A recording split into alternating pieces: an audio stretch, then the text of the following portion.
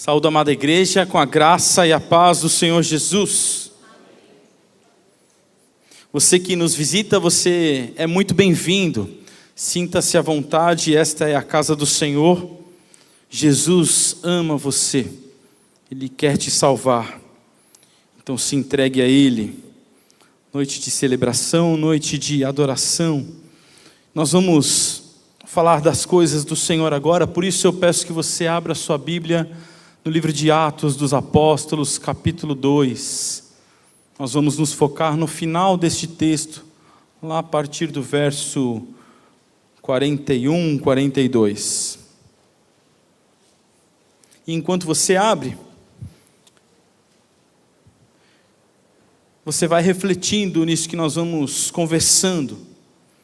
Por que nós estamos aqui? Por que alguém entra em uma igreja cristã? Por que alguém entra em uma igreja cristã protestante? Qual é a razão de estarmos aqui juntos? Por que o coral nos trouxe canções tão lindas, com verdades tão robustas? Por que nós acabamos de passar por um período onde nós cantamos e cantamos verdades que a palavra nos apresenta? Por que tudo isso? Quando se discute a razão da existência da igreja, os estudiosos vão mencionar que existem 3 pilares que sustentam essa razão, que sustentam essa existência. E esses pilares, eles são a exaltação, a edificação e a expansão. Essa é a razão para a qual a igreja existe, e cada uma dessas linhas, cada um desses pilares, eles apresentam uma linha de comunicação. Então a igreja para com o Senhor existe para exaltá-lo. Nós adoramos ao Senhor, é por isso que nós cantamos essas canções, porque a palavra nos ensina que só Ele é digno de receber toda a honra, toda a glória e todo o louvor. Quando nós pensamos na igreja para com ela mesma, o propósito então da sua existência é a edificação. Quando nós pensamos na igreja para com o mundo aí fora, dessas portas para fora, a igreja existe para a expansão, para a proclamação das boas novas do Evangelho. Essas são as razões da nossa existência. E meditando um pouco sobre a edificação, o propósito da igreja para com ela mesma, é impossível fazermos isso sem perceber que há uma imediata ligação com a comunhão.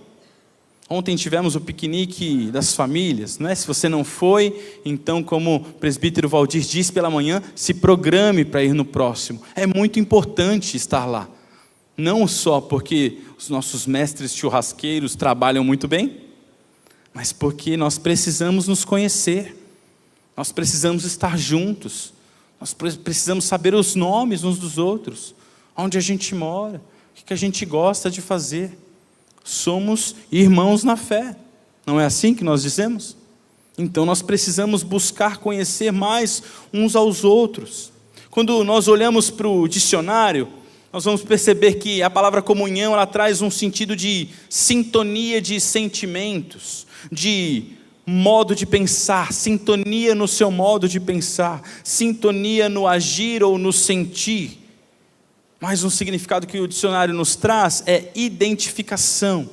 E quando a gente vai então para o contexto bíblico, a palavra comunhão, ela vem do grego koinonia, que no Novo Testamento vai trazer este sentido de associação, de fraternidade, de relacionamento íntimo. Olha só, significado da palavra, hein?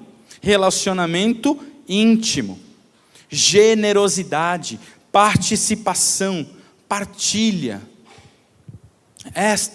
Este é o significado bíblico da palavra. E a gente então entende e aprende ao longo da nossa jornada cristã que a igreja é a família de Deus. E a essência da família é o relacionamento uns com os outros. E é por isso que então este relacionamento precisa ser nutrido. Nós precisamos aprender uns com os outros, e é isso que a gente faz, não é? Nós aprendemos uns com os outros de modo organizado, através das nossas escolas bíblicas dominicais, através de estudos mais aprofundados às quartas-feiras, nas reuniões, das secretarias internas, da SAF, da UPH, da UPA, da UMP, da UCP. A gente aprende muito uns com os outros, mas também pela busca da unidade de pensamentos e objetivos. É isso que nós precisamos buscar. Nós precisamos buscar a fraternidade, nós precisamos buscar, como disse ontem pela manhã, o amor demonstrado. Porque você sabe bem que amor não é sentimento, mas atitude. Lembram-se das palavras de Jesus Cristo? Em João capítulo 15, lá no verso 14, ele vai dizer: se vós sois meus amigos, então obedeçam os meus mandamentos. Mais tarde ele vai dizer, uns 2 ou 3 versos para frente: por isso eu vos mando, amem uns aos outros. Amor é ação, atitude. Nós demonstramos amor. Nós não apenas sentimos amor, nós demonstramos ele. Então, meus irmãos, quando falamos em edificação da igreja, nós precisamos entender que ela vai acontecer a partir da comunhão, deste significado tão aprofundado. A comunhão, ela é aquele aspecto da vida que nos faz ver o outro como parte integrante de nós mesmos. Traz aquela sensação de empatia, envolve as dimensões da vida. Comunhão é participação da vida uns dos outros. Nós somos chamados à comunhão não para sermos meros assistentes, passivos, mas participantes ativos da comunhão com Deus. Participar da vida do outro é que vai nos tornar ativos. Por exemplo, Deus dá dons à igreja para que haja a edificação mútua, para participar de modo a contribuir para o crescimento da comunidade. E isso é louvável e nós precisamos colocar isso em prática cada vez mais. Então perceba, eu amo o Senhor, entendo os seus mandamentos para a minha vida, percebo os dons que Ele me dá, e então exerço esses dons. Amor é atitude, grave isso. A partir então, queridos, de todos esses significados, a gente entende que comunhão tem tudo a ver com chamado. Significa que todos temos que trabalhar esse aspecto em nossas vidas. A comunhão precisa ser trabalhada por todos, não por alguns. Então quero ler com você o texto que eu pedi para você abrir. Atos dos Apóstolos, capítulo 3. Aqui você lembra bem do contexto, não é? Então, o Espírito Santo desce sobre os discípulos de Jesus, e aí alguém passa e caçoa deles, imagina que eles estão alterados e julgam, dizendo até que eles estão bêbados. E o apóstolo Pedro então começa uma pregação explicando o porquê aquilo não é fruto de bebedeira. E aí depois dessa pregação, as pessoas perguntam então o que nós precisamos fazer. Ele disse: arrependam-se dos seus pecados e sejam batizados em o nome de Jesus. E a palavra de Deus vai dizer para nós, aqui no verso 41, então os que lhe aceitaram a palavra foram batizados, havendo um acréscimo naquele dia de quase 3.000 pessoas. Verso 42, e perseveravam na doutrina dos apóstolos, e na comunhão, e no partir do pão, e nas orações. Quem? Estes novos convertidos, que acabamos de falar. Continuação, verso 43, em cada alma havia temor, e muitos prodígios e sinais eram feitos por intermédio dos apóstolos. Todos os que creram estavam juntos e tinham tudo em comum. Vendiam as suas propriedades e bens, distribuindo o produto entre todos, à medida que alguém tinha a necessidade. Diariamente perseveravam unânimes no templo, partiam pão de casa em casa e tomavam as suas refeições com alegria e singeleza de coração, louvando a Deus e contando com a simpatia de todo o povo. Enquanto isso, acrescentava-lhes o Senhor, dia a dia, os que iam sendo salvos. Amém, até aí. Vamos orar mais uma vez. Obrigado, Senhor, pela leitura da Tua palavra, obrigado pelo acesso que nós temos a ela. Isso é graça Tua sobre nós, sobre o nosso povo, e nós Te bendizemos nesta noite por isso. São tantos dos nossos irmãos que estão ao redor do mundo que infelizmente não tem o privilégio de professar a fé assim como nós, não tem o privilégio de adorar ao Senhor, de ter uma Bíblia nas suas mãos, de adorar ao Senhor com suas portas abertas em alto e bom som. Obrigado, Deus, por essa graça sobre nós. Nos ajuda a compreendê-la e a sermos gratos por tudo isso. Pedimos ao Senhor que, através da Tua palavra, transforme o que ainda precisa ser transformado nos nossos corações, para que sejamos cada dia mais parecidos contigo, melhores uns para os outros, melhores para o Senhor. Em nome de Jesus. Amém. O texto vai demonstrar então aqui, meus irmãos, um estilo de vida que deve ser seguido. O cristão tem um modus vivendi diferente. É preciso virar a chave e viver de maneira diferenciada do que o mundo nos apresenta a viver. Por isso é tão importante estarmos em comunhão. Porque se a gente deixa de congregar, se nós deixamos de estar juntos, se nós deixamos de estar presentes na vida um do outro, quem então nos influenciará? Com quem andaremos? Onde estaremos? Com pessoas que não professam a fé cristã e que nos influenciarão. E essa influência pode tomar parte da nossa vida. Percebe a importância da comunhão no nosso dia a dia? Aqui o texto nos apresenta um modelo de igreja a ser seguido. Por isso eu queria meditar com você em algumas posturas que desenvolvem a nossa comunhão durante a jornada cristã. E a primeira delas está evidente aí no verso 42, a perseverança. O texto diz, e perseveravam. Repete lá no verso 46, diariamente perseveravam, olha a palavrinha aí, chave, unânimes. Todos perseveravam, estavam juntos, estavam em unidade de pensamento e de ação. E a gente percebe que esse verbo está muito bem destacado aqui, porque ela precisa ser uma marca do cristão verdadeiro, precisa estar presente em toda a nossa trajetória cristã, meus irmãos. É a perseverança. O evangelho puro e simples, ele é claro, nem sempre tudo estará a nosso favor.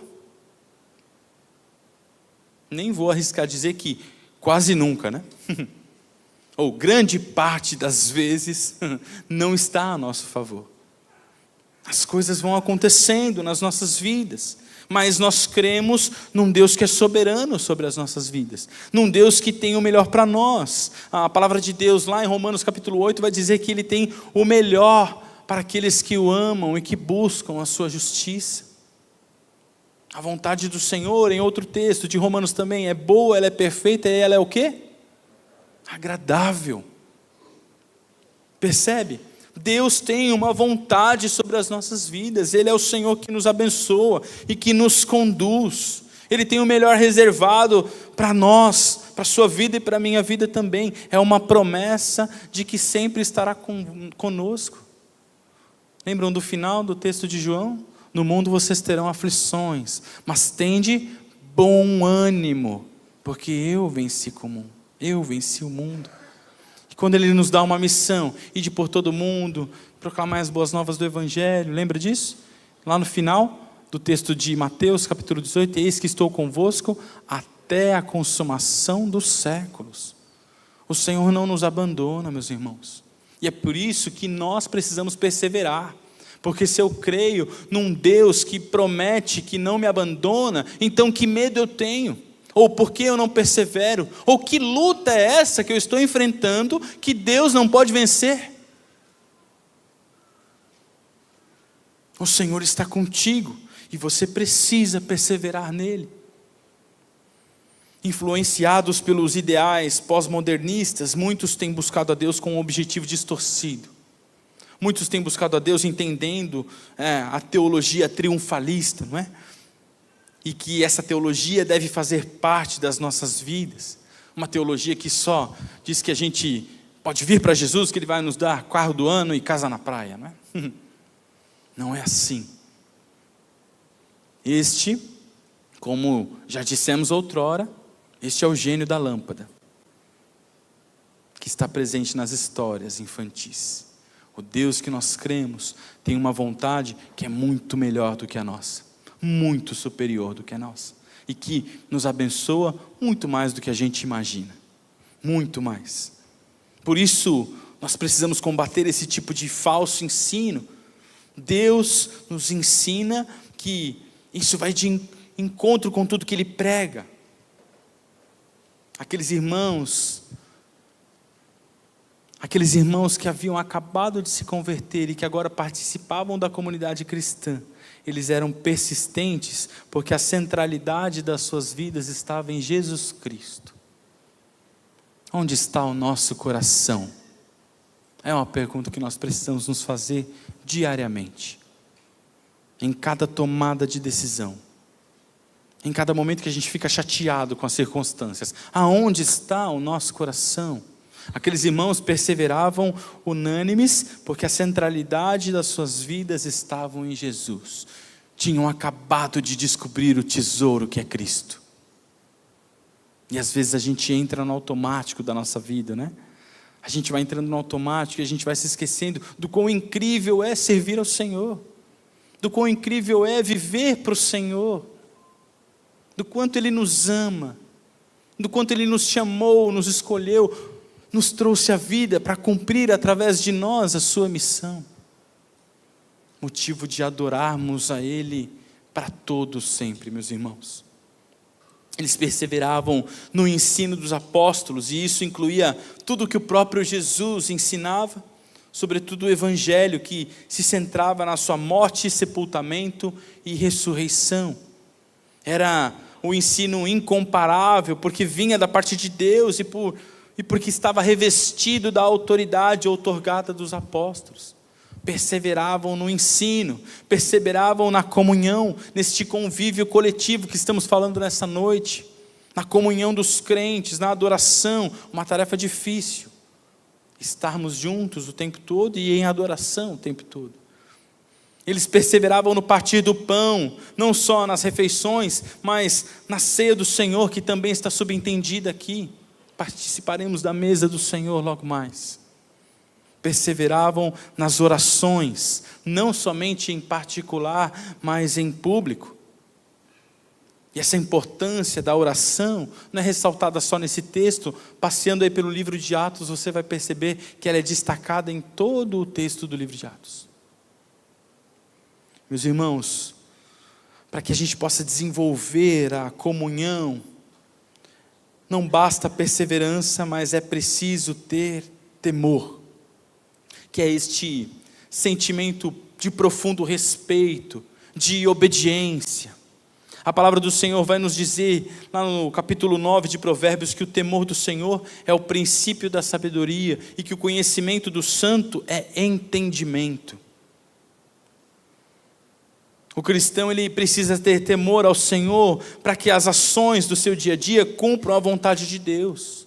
O temor, ele vai demonstrar que você conhece a Deus, que você conhece o Deus que você diz que serve, que é um Deus poderoso, que é o mesmo Deus que abriu o mar vermelho, o mesmo Deus, é este Deus que ama você, que morreu por você, é o Deus que ressuscitou e que deixou a clara promessa de que voltará para nos buscar. Olha que incrível o Deus que a gente serve.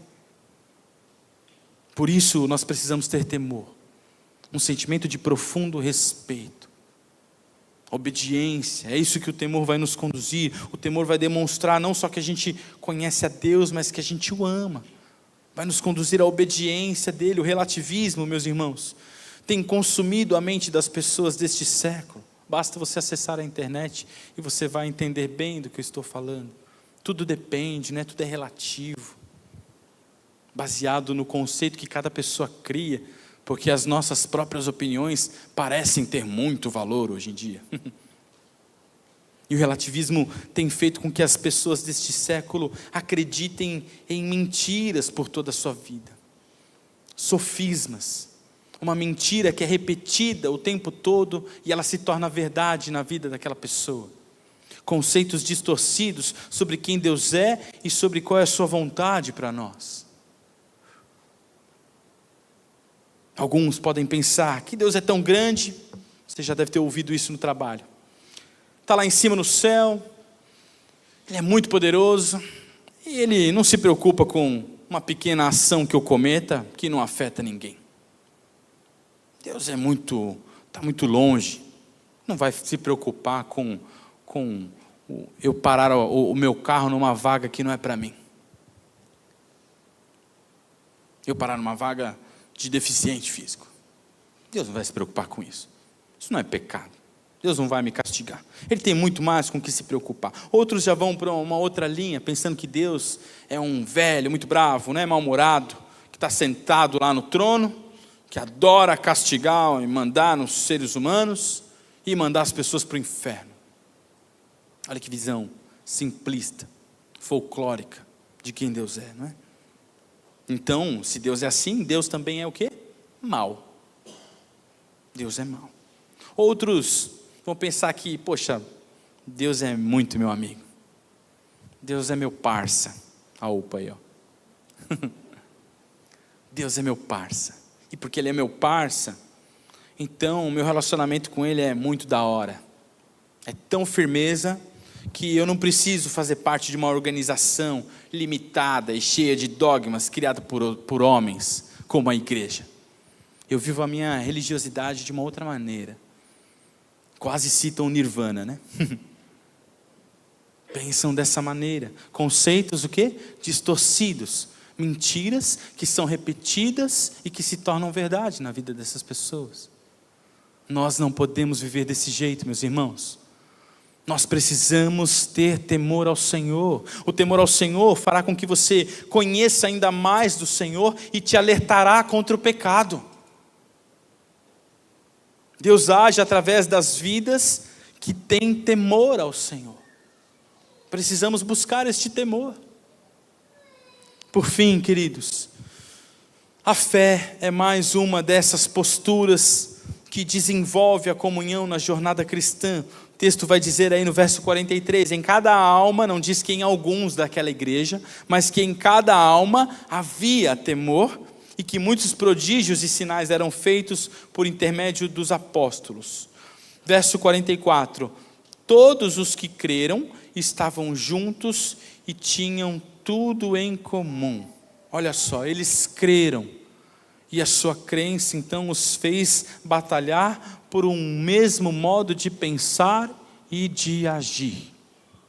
A fé verdadeira e salvífica, que é a fé em Jesus Cristo, ela frutifica na vida do servo, e frutifica em vários aspectos. A união dos irmãos se dava aqui no texto justamente por isso. Eles criam no mesmo Deus e desenvolveram então, melhor dizendo, este mesmo objetivo de vida. E essa fé em Jesus então resultou na união. Quando nós então não andamos em unidade, quando nós não procuramos a união, a comunhão, quando nós não desenvolvemos a nossa fé, então talvez nós de fato não estejamos crendo no mesmo Deus, deste que é descrito nas Escrituras. Muitos acabam confundindo a fé. Estamos falando da fé salvífica, a fé verdadeira, que é a fé em Jesus Cristo. Muitos dizem, mas tem uma vizinha que é uma mulher de fé. Esta, poxa vida, muito jóia. Fé em quê? Fé em quem? Quais são suas ações? Porque ser uma pessoa boa não nos conduz à vida eterna. O que nos conduz à vida eterna é crer no Senhor Jesus Cristo como nosso Senhor e Salvador, a partir da sua escolha por nós. É isso que nos conduz. É desse jeito. Então, porque creio, eu sou salvo. Então, a fé em Jesus, ela vai fazer diferença na minha vida. Ela vai resultar em obediência na vida do crente. Porque se creio que sou salvo, então eu o obedeço. Deus me salvou. Preciso obedecê-lo. Preciso adorá-lo, e essa obediência ao Senhor é que fará você alcançar a vontade de Deus para a sua vida, para transformar o seu contexto de vida. A fé em Cristo, queridos, ela revela a necessidade do homem de ser salvo. A fé em Cristo dá propósito para as nossas vidas, de glorificar a Deus. Vivemos para quê e por quê? Vivemos para glorificar ao Senhor. E fazemos isso de inúmeras formas. A fé é quem vai nos dar o tom.